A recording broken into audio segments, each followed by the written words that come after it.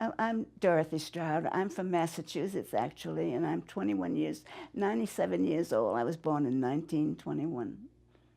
Tell me a little bit about your family and how you grew up. Okay, I was the youngest of seven, and guess I was pretty spoiled. I had three older sisters and three older brothers, and they took care of me. And in fact, they'd take me to school to show and tell.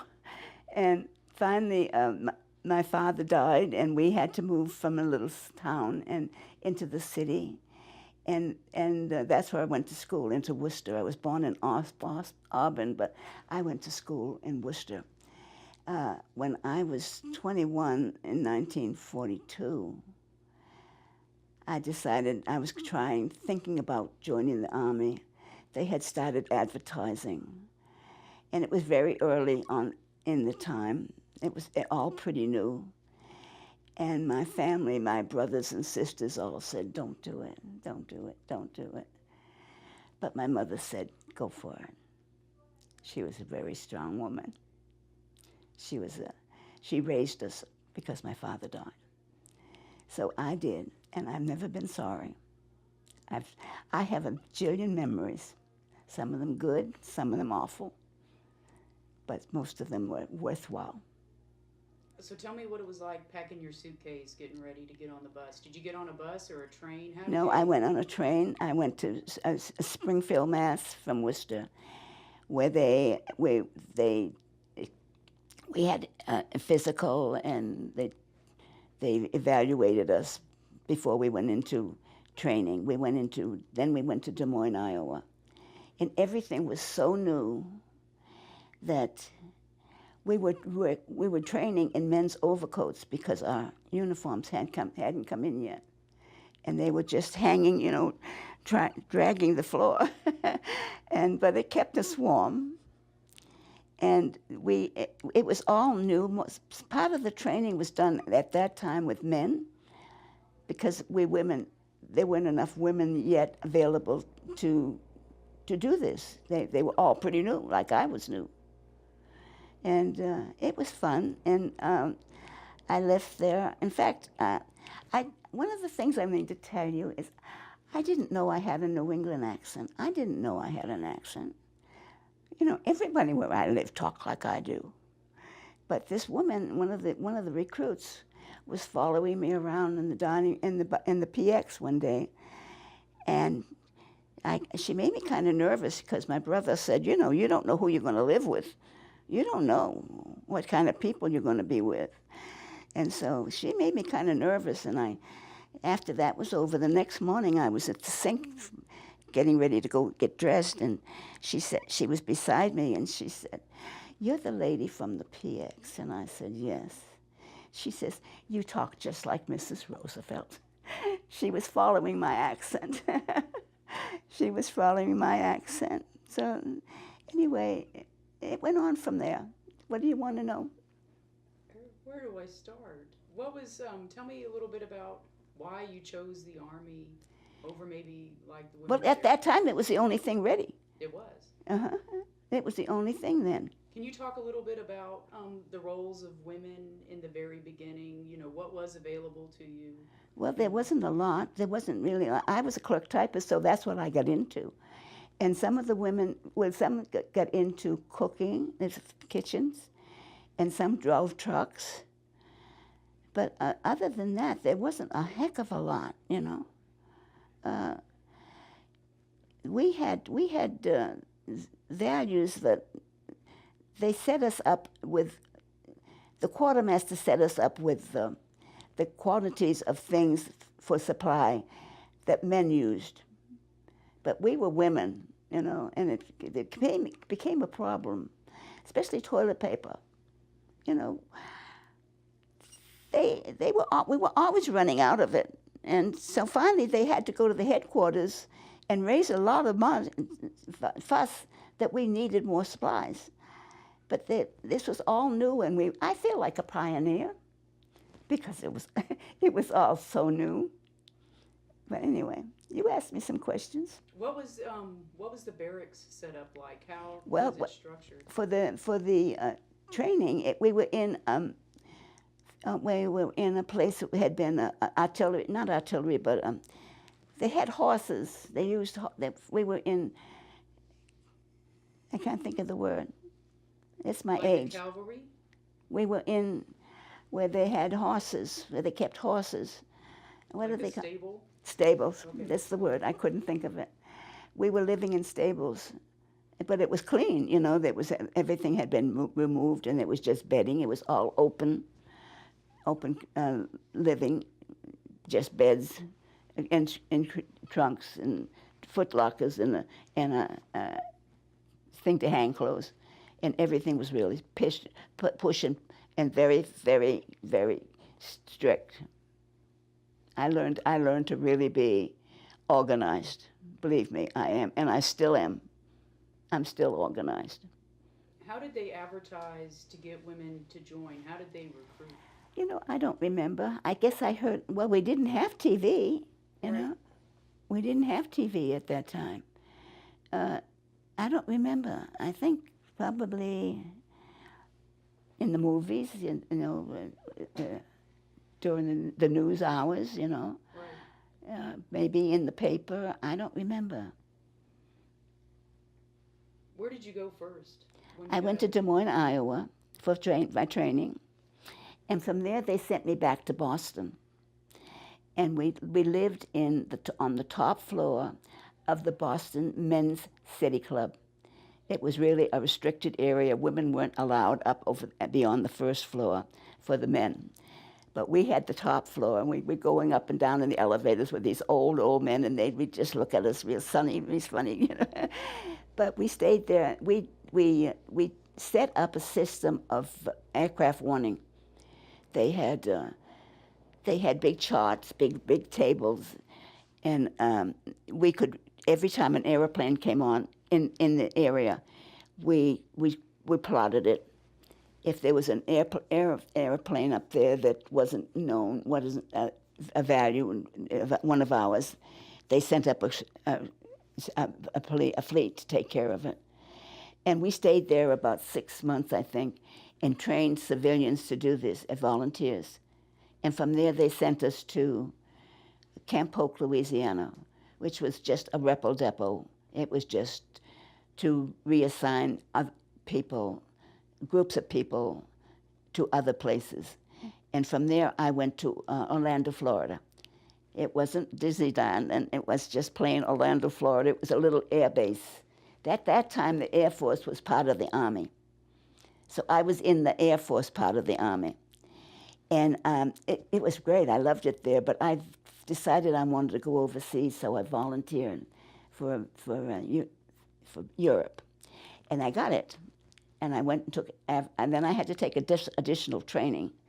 I had to go to overseas training, where we learned to shoot and to put a rifle together again and all this stuff that I never had to do because I was working in a headquarters, you know.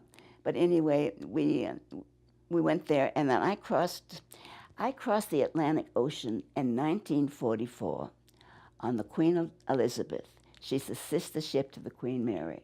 And we were unescorted, and we zigzagged across the ocean to miss the U-boats. And it was 5 days and 5 nights, 4 or 5 days or 5 nights of terror. It really was. And we landed in Scotland, and we came down through Scotland and trained and into some place in the Midlands of England. I don't remember the name of the town. I don't know if I even knew it because everything was so restricted. There was no signs, there were no street signs, no county towns signs. It was all because of the possibility of invasion. Okay, and we stayed there for 2 or 3 weeks waiting for transportation to France. Well, I crossed the English Channel the same way as I did the Atlantic. We zigzagged across to avoid the seaboat, the bombs they had in you know. And I landed on Omaha Beach. I had to climb down the side of a ship on a rope ladder. I had a backpack on. I had a helmet on and boots. And I landed down into one of these little landing ships that They took me into the shore, the front limped down, just like they did on D-Day with the men. I did that. And when I got there, I realized where I was. It was Omaha Beach. It was where the original men had landed. And I looked around, and all the bunkers were still up there. And I thought, how in heaven's name did these men do it? You know, there was such a little shoreline. It was very short. And thousands got killed. Yeah, it was awful. And then from there, we got on a bus, and we went to, not a bus, we went in a truck, and we went to Paris. And I stayed there till November of 45. I was there when the war ended. I was there when the battle of the Bulge, when they tried to take us back. And in fact, because of the Battle of the Bulge, and the job that I did, I worked for an ordnance company, a department, and we provided ammunition and weaponry to the troops. And so this was the headquarters for it. I never saw a weapon, but we were the headquarters for the depots that were spread out in France and Belgium. And I got the Croix de Guerre from the French company thanking me for helping to free them. I thought that was kind of neat. But anyway, it was because of the Croix de Guerre, because of the Battle of the Bulge, the job that we did, you know. And I stayed there till 45. I came home. I went to school for 2 years for the battle, under the GI Bill. And then I went to work. I went to work for an advertising agency, and I loved it. It was kind of a crazy place, but it was fun. Crazy people, you know. And I'd been there a couple of years, and I got a letter, we want you. So I had to go back in. It was for the Korean campaign. And so from there, I went to Japan. Well, first I went to Okinawa, which is a little island, and it was really very primitive. And it was really in bad shape from the war, still. And the weather was so bad, and it was so mildew, everything got mildew. And I worked for a G2, which was intelligence. And they were just building this up. There wasn't anything. I didn't have a real job. I thought, I'm not doing anything. I'm just kind of sitting around. And so the WAC staff advisor came over to inspect us. And she asked me, I didn't have enough time in to do a full tour. But she asked me what I was going to do. And I said, well, I don't like it here. I don't like my job. I'm not doing anything. I said, if I had a decent job, I'd stay. Or if I was in Japan, I'd stay. So she said, okay. So she went home, and 2 weeks later she called me and she says, pack your bags, I got a job for you. So I went to Japan, and I worked in G1, which was a personnel section, where all the people got assignments. And we worked in a building that was a replica of the Pentagon. It was fabulous, and it was loaded with generals. Believe me, it was loaded with generals. Every department had a general head, even mine, you know. So I worked there till November, and I came home. And I came home when I can't remember. I stayed there for 2 years. No, 5. I put in 5 years on my second enlistment. So, and that was it. I came home. They sent me home to El Paso, Texas. And one of the man that I worked for in G1 called me sent me a letter one time. He says, what are you doing out in the boondocks? El Paso was the boondocks. I said, oh, he says, if you don't like your assignment, let me know. Because he was G1, you know. He could did this. I says, if you don't like your assignment, let me know, and I'll get you reassigned someplace. So I said, no, I'm happy. I'm doing fine. I've met the man that I finally married, and we were fine. And then we got married, and he got sent to Germany, and I got out of the service and followed him as an independent, and that was it. Tell me about spending your birthday on Bastille Day in France. Oh, it was July 14th, Bastille Day. The war had just ended. You know, it meant so much to us because when we were there in France during the war, we had no heat. We had no hot water. We had to take cold bath, not even a shower. We had to get in a cold tub of water. And the food was terrible because it was all canned, came over on ships, you know. And so when the war ended, you know, all this ended, we were one. Wow, it was wonderful. And the Bastille Day, the whole town was open. The lights were on, the fountains were back on. It was a gala time, you know. It was wonderful. Big memories. But there's one more thing I want to tell you about all of this. About several years ago on Mother's Day, I was at my daughter's house here in Sugar Land. And her friend of hers who had a child in high school who needed a book report, some report for school to talk to a veteran, and she asked if she could come and talk to me. So I said yes. So she came over and she was all ready. She had all these questions. Very neat little gal. And we talked and I asked her everything she asked. And when we were through, she said, "That's fun, that was not enough. 2 more questions." She said, "What was the most exciting thing you did?" I said, you know, that Atlantic trip was pretty exciting. The ships and all of this was so bad. I said, I think when they turned the lights back on in Paris, the war was over. We were going to have heat. We were going to have a hot water. It was over. And then she said, well, what was the most horrendous? Well, there was a lot, you know, that I thought, well, you know, when the troops entered the death camps, our Army troops entered the death camps, they had Signal Corps with them that took pictures just the way it was right then. And it was so bad. It was so bad. They asked us to see those pictures so we would never forget and not to let anybody else forget what happened over there. We did. I'll never forget it. It was awful. Can you imagine? I even want to cry now. But it's okay.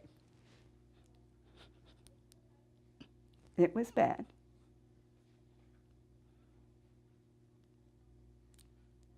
Okay.